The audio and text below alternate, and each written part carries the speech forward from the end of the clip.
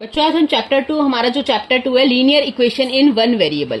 One variable का मतलब है कि एक ही वेरिएबल होगा, मतलब एक्स हो इक्वेशन में या फिर वाई हो, कोई भी वेरिएबल होगा एक ही होगा। और लीनियर का मतलब वो होता है जिसकी पावर ना हो, मतलब एक्स की पावर सिर्फ 1 होगी जैसे, ठीक है। अगर वाई होगा तो वाई की पावर 1 होगी, ठीक है, मतलब पावर नहीं होगी 2 3 कुछ नहीं होगी, ठीक है। Linear equation in one variable मतलब ऐसी इक्वेशन जिसमें वेरिएबल भी एक हो और जिसकी पावर भी सिर्फ 1 ही हो, ठीक है।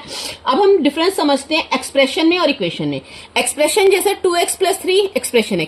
एक्सप्रेशन वो होगी जिसमें इक्वल टू का साइन ना हो, मतलब वेरिएबल वाली टर्म भी होगी, कांस्टेंट टर्म भी होगी, वेरिएबल वाली टर्म भी होगी, कांस्टेंट टर्म भी होगी, लेकिन इक्वल टू का साइन नहीं होगा। इक्वेशन में दो साइड होती है, लेफ्ट हैंड साइड और राइट हैंड साइड, मतलब लेफ्ट हैंड साइड बराबर है राइट हैंड साइड के। लेफ्ट हैंड साइड LHS की फुल फॉर्म, RHS की full form right hand side, ये दोनों बराबर होंगी। दो साइड जिसमें होंगी वो इक्वेशन है, जो नॉर्मल टर्म्स होंगी जिसमें वेरिएबल और कांस्टेंट टर्म है वो एक्सप्रेशन है, ठीक है। अब हम समझते हैं, जैसे हमें ये कुछ एक्सप्रेशंस दी हुई हैं, इसमें हम समझेंगे वेरिएबल क्या है, कांस्टेंट क्या है और कोएफिशिएंट क्या है। अब वेरिएबल वही XYZ ABCD कुछ भी एनीथिंग वो वेरिएबल है, तो इसमें वेरिएबल क्या है हमारा x है। कांस्टेंट टर्म क्या है 3, ठीक है, कांस्टेंट है जिसकी वैल्यू चेंज नहीं होगी। 3 ऐसी टर्म है जिसकी वैल्यू 3 ही रहेगी, उसकी वैल्यू चेंज नहीं होगी, वो कांस्टेंट है।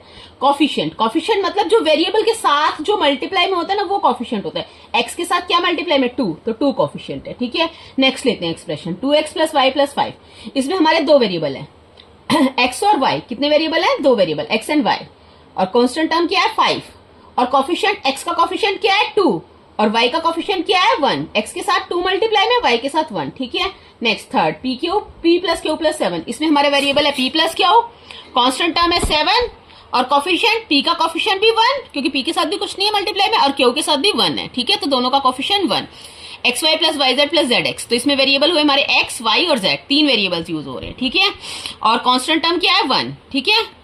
और कोएफिशिएंट क्या है, एक्स वाई के साथ क्या मल्टीप्लाई में 1, वाई जेड के साथ भी 1, जेड एक्स के साथ भी 1, तो वो उसका कोएफिशिएंट है जो उसके साथ वेरिएबल वाले टर्म के साथ जो मल्टीप्लाई में होता है। थर्ड एक्सप्रेशन टी की पावर 3। इसमें हमारा वेरिएबल क्या है t और कांस्टेंट टर्म क्या है सिर्फ हमारी 5, ठीक है। और इसमें हमारा कोएफिशिएंट क्या है, देखो इस वाले t के साथ क्या मल्टीप्लाई में है 1, तो 1 हुआ।